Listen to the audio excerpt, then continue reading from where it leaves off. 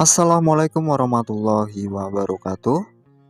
Halo semua, pada kesempatan kali ini Halo News akan memberikan informasi mengenai janji golongan honorer berikut ini akan dibasmi sampai ke akar untuk realisasikan ASN P3K tanpa tes. Dan berikut informasi lengkapnya.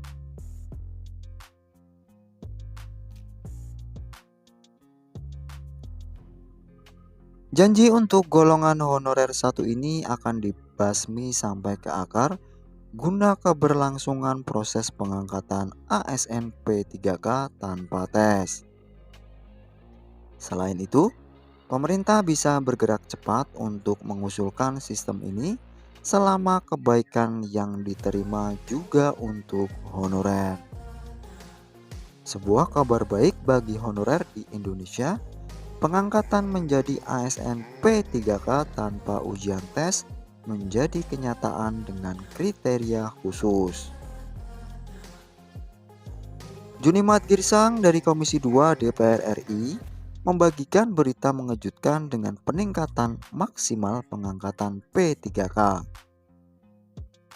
Terdapat kriteria yang harus dipenuhi hanya bagi mereka yang telah menghabiskan masa kerja selama lebih dari 5 tahun bisa dinyatakan lolos dalam pengangkatan ASN P3K tanpa tes. Pemerintah terus menyusuri kompleksitas masalah tenaga honorer dengan target penyelesaian sebelum Desember 2024. Tantangan ketidaksetaraan status dan hak-hak honorer tidak bisa diatasi dengan pendekatan standar, mengingat dampaknya terhadap anggaran dan birokrasi. Solusi tersebut akhirnya berfokus pada honorer yang tercatat dalam basis data BKN dengan memberikan perhatian khusus untuk pemecatan cepat.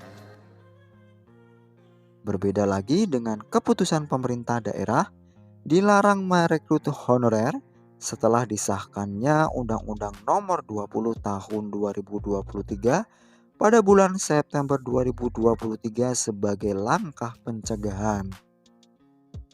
Meskipun solusi inovatif mencakup konsep P3K part-time, pengangkatan tidak dapat diterapkan secara menyeluruh. Menghadapi dinamika ini, Junimat Girsang, Wakil Ketua Komisi 2 DPR, mengusulkan sebuah terobosan baru. Ia memberikan usul untuk pengangkatan P3K tanpa ujian tes bagi honorer yang setia yang sudah menjalani masa kerja lebih dari 5 tahun. Respon positif terhadap usulan ini terlihat dan saat ini tengah dalam tahap evaluasi oleh pemerintah pusat. Tidak hanya itu, Girsang juga mendorong BKN dan Kemenpan RB untuk menyelidiki dengan cermat honorer di setiap daerah, menghindari potensi praktik kejahatan di tengah honorer. Semua honorer diharapkan untuk terus memantau informasi terkini menanti momen resmi pengangkatan sebagai ASN yang akan diumumkan oleh Menpan RB. Langkah ini semoga menjadikan sebuah awal terwujudnya keadilan di tengah honorer setelah membasmi honorer bodong. Demikian informasi yang dapat kami sampaikan, semoga bermanfaat bagi kita semua. Akhir kata, wassalamualaikum warahmatullahi wabarakatuh.